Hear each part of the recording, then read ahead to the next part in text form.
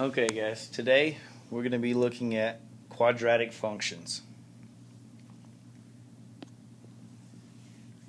Alright, we've done a whole chapter with polynomials and solving quadratic equations, and now we're actually looking at the functions, which means the graphs of a quadratic equation.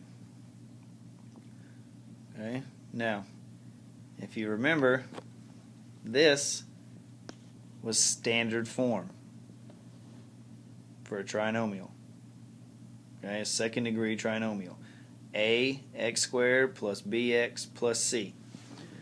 Okay, so this is still standard form. It's just y equals ax squared plus bx plus c. Okay, now you need to know and be comfortable with calling this, whatever coefficient this is, an a, whatever coefficient this is, a b, and whatever this constant is, a c. Okay. Now, first let's look at an actual equation. So we have some reference point. Alright, so we've got y equals x squared plus x plus 1. So in this case, a would be 1, b would be 1, c would be 1. Okay, so this is a fairly simple one. Now, let's try to graph this. In fact, I'd like you to go ahead and pause it and try to graph it, if you can, before I even start. Okay, but if you can't, then I'll give you a little hint first. Okay, always start with a table. Okay, I'll even give you the numbers to use for x. Now, everybody should be able to pause it and finish out this graph at this point, because all you're doing is plugging these values in and then plotting them on the graph and seeing what happens. Alright, so everybody should have that done now. So when you plug in the negative 2, you get positive 3, because negative 2 squared is 4, plus negative 2 is 2, plus 1 is 3. Alright, when you plug in the negative 1, you get 1, because that's 1, plus negative 1, plus 1. When you plug in 0, you get 1. When you plug in 1, you get 3, because 1 plus 1 plus 1. When you plug in 2, you get 7. 2 squared is 4, plus 2 plus 1 is 7. So now I have those 5 points that I can plot. Alright, so this is what yours should look like. Now, so if I draw this, notice my points are just kind of curving down that way. Okay, so this is what a quadratic function looks like. Now this is just a sketch, but this is what it looks like. This is the shape of it. Okay, this is called a parabola. Some of you may already be used to that word, heard it before. Okay, this is what a parabola looks like. Okay, now it could be pointing up or down, but it looks like this. Okay, so that's the first thing you need to know. The shape of a graph of a quadratic is called a parabola. Alright, next thing you should notice is that there is a line of symmetry. Okay, it's almost like it's just folded in half. Everything on the right is just a mirror of everything on the left. So that makes this the axis of symmetry. Okay, because a parabola is symmetric. Okay, right to left. Everything on the right looks like everything on the left. Okay, so this is our line of symmetry. Okay, which we call an axis of symmetry. Okay, and then this point right here at the very bottom, the point where it basically turns around. Okay, it's either all the way at the bottom, or if it's pointing down, then it's all the way at the top, right? Okay, this is called the vertex. Okay, and then one that you probably already know, what's this called? Yep, the y-intercept. Okay, so these are the 4 things you should know about quadratic functions. The first one is just what we call it. But then these are three characteristics of a parabola. Okay, the axis of symmetry, the vertex, and the y-intercept. Now notice, I want you to notice that where does the vertex happen to be? Yeah, it's on the axis of symmetry. Now, do you think that's going to happen every time? Okay. Yeah, it's the only point that isn't reflected somewhere else because it is the reflection point. Okay, it's on the reflection line, so it's the very far on the bottom, or if it was pointing down, it'd be the very top. Okay, that's called the vertex, and it's always on the axis of symmetry. Okay, so you need to be comfortable with these words and know what they mean. All right, now let's talk about exactly what they mean. Okay, parabola, like I just said, is just the shape of a quadratic function.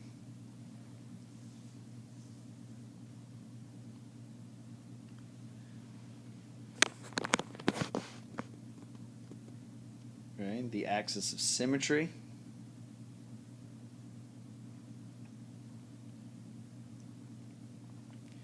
is just the line of reflection for the parabola.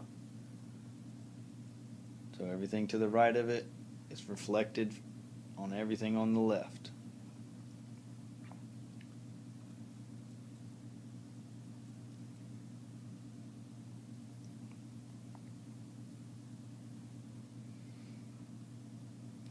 Okay, the vertex is the point where it changes direction.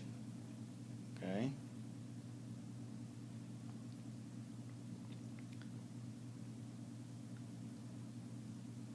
Okay, you can think about it where the graph turns. Okay, it's where it stops going up and starts going back down, or stops going down and starts going back up. So that makes it either the top or the bottom of the parabola.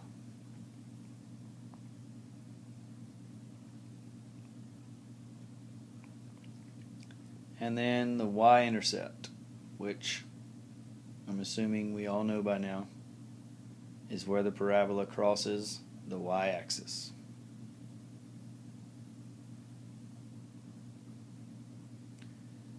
Okay, these are the three characteristics that you will use to graph a quadratic function, to graph a parabola. Alright, so let's look at how we find those things then. Okay, I'm going to use the same function again, just so you can see how we found it. Now, the y-intercept is just the c, right? Think about that. Because what is x on the y-intercept? It's 0. So if x is 0, every term just goes away except the c. So that's why the c was important before when I was making you identify the constant, because that's always your y-intercept. Alright, so the y-intercept is easy. It's just your c value. Okay, so in this case, it's just 1.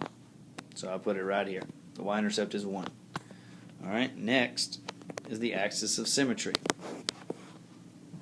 Now, this one has a formula that you're going to have to memorize.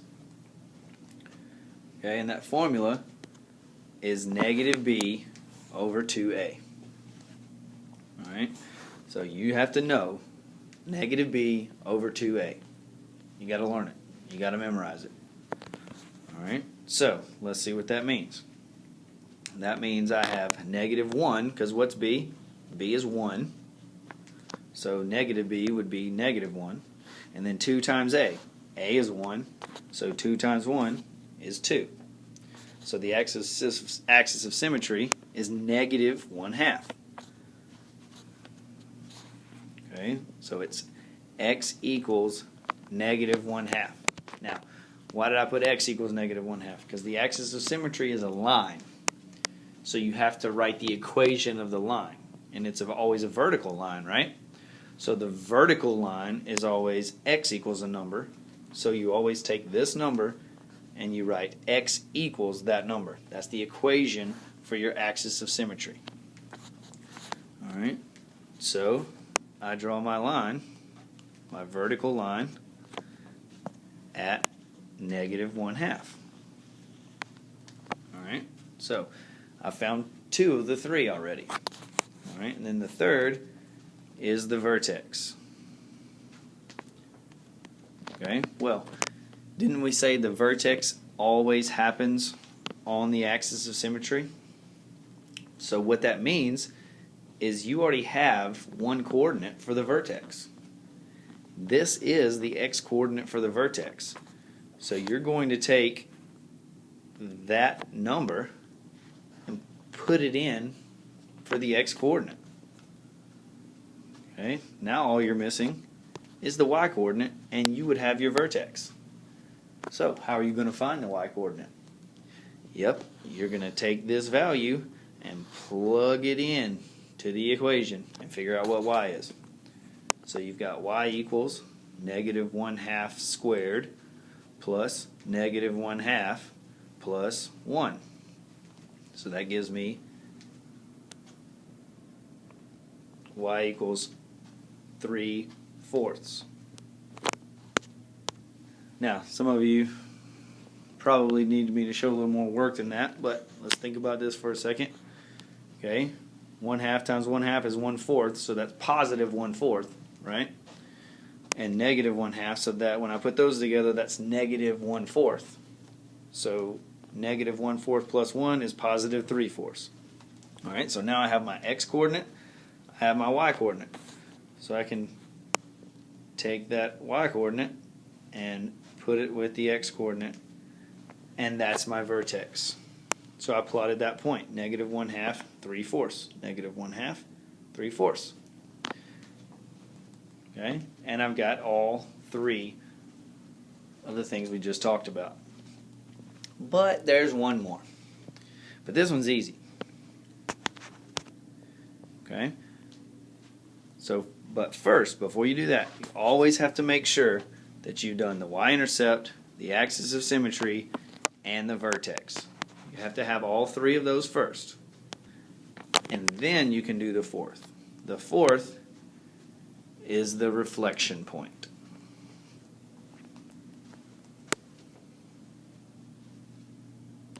Okay, now this one's easy. Didn't we say that this was an axis of symmetry, which means everything on the right is on the left and vice versa? Well, look, here's a point on the right. What does that tell you? Well, it tells me that there's a point on the left in the same spot. So if there's a point only a half away from the line, then there's got to be another point only half away from the line on the other side, because it's got to be a reflection.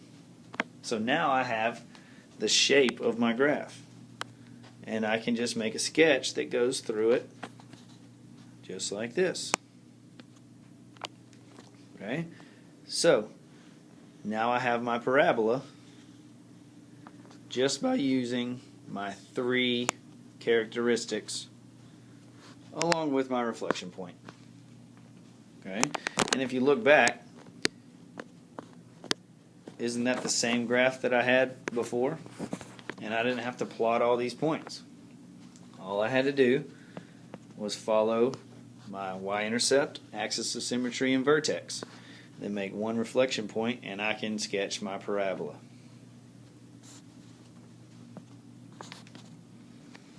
Alright, let's see if you can do it now.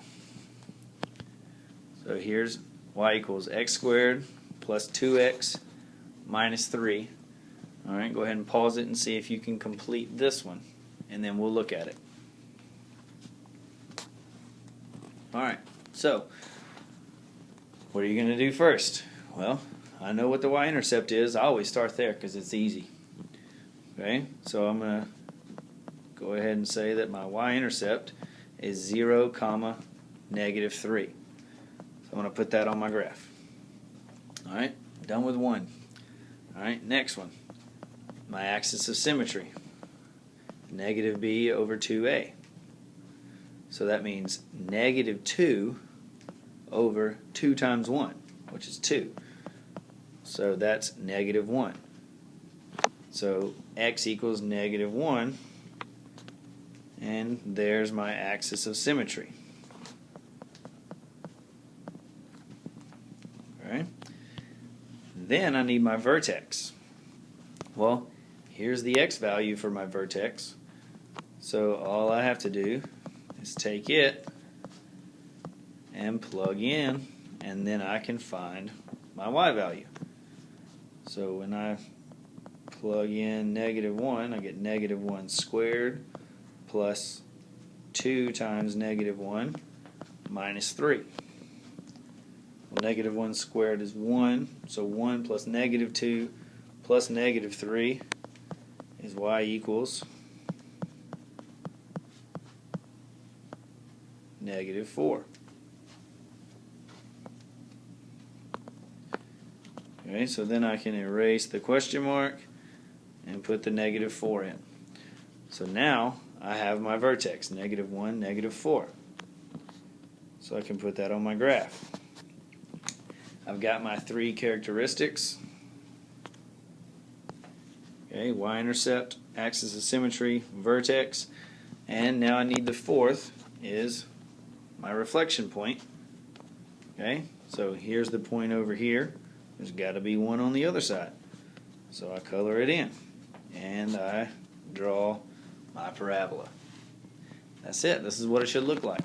And just like when we were doing lines before, it doesn't really matter the shape of your parabola so much as your points being correct and your axis being correct. Your parabolas will look better the more you draw them, but at first especially, the main thing I'm looking at are the 3 points that I'm expecting you to find and the axis of symmetry. If those 3 are, if all those are correct, then you're going to get it right, as long as you don't draw something really weird on the paper. Alright, now last thing we need to talk about is maximum and minimum. Okay, now this is basically what a parabola is. It's either up or it's down. Either way, right? Okay, so maximum and minimum, we already know what those words mean. That means the most and the least, right? So we're looking at these 2 points. Notice this point's on the bottom and this point's on the top. Okay, so this is a minimum because it's the smallest, and this is a maximum because it's the largest. Okay, but what do you notice about both of those points? Well, they're both the vertex of the parabola. Okay, so the main thing you need to know about a maximum and a minimum is that either way, it's the vertex. Okay, so if you find the vertex, you find the minimum and maximum. Then you just have to figure out which one it is. Okay, so this is really just a vertex.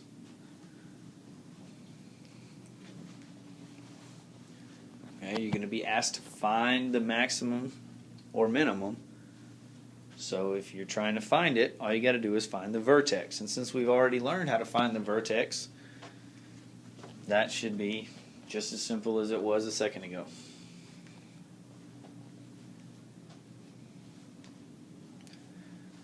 Alright, so let's try it.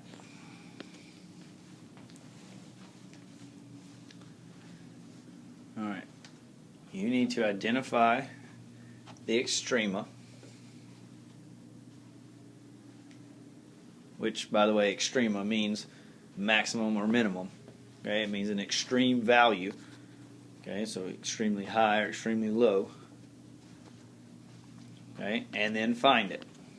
So you have to say if whether it's a maximum or a minimum, and then tell me where it is.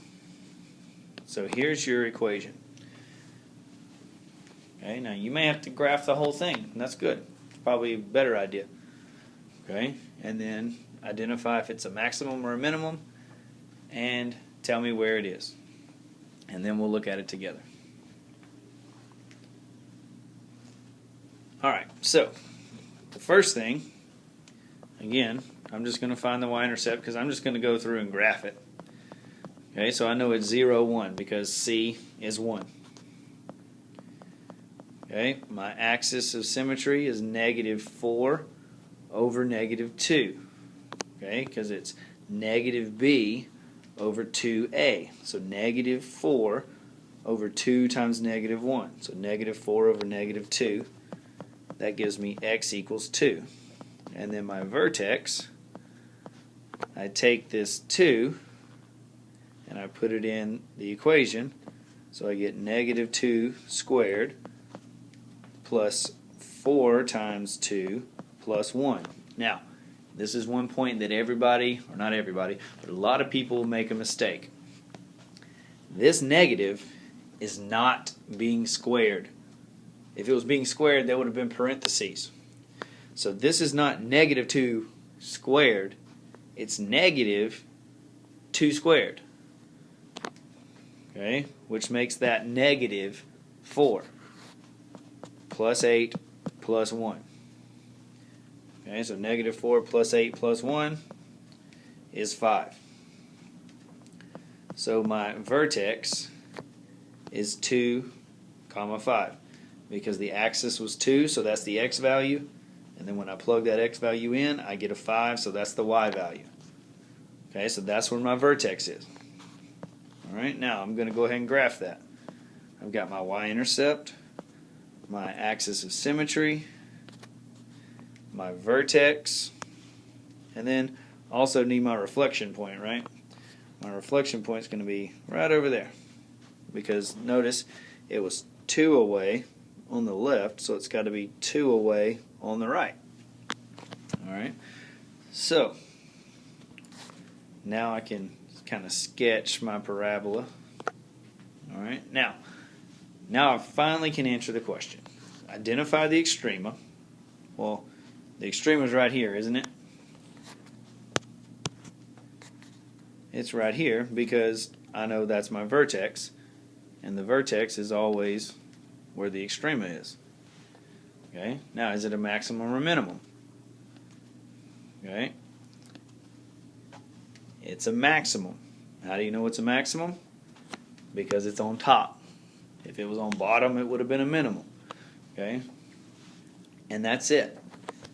Okay, now that's a lot of stuff, especially brand new to try to do this way. Okay, but when you go back through it, you're really just looking at, there we go. You're really just looking at 4 things, 3 main ones. Finding the y-intercept, the axis of symmetry, and the vertex, and then also knowing how to find the reflection point. Okay, and that's going to give you your graph. Okay, so that's the main point of today.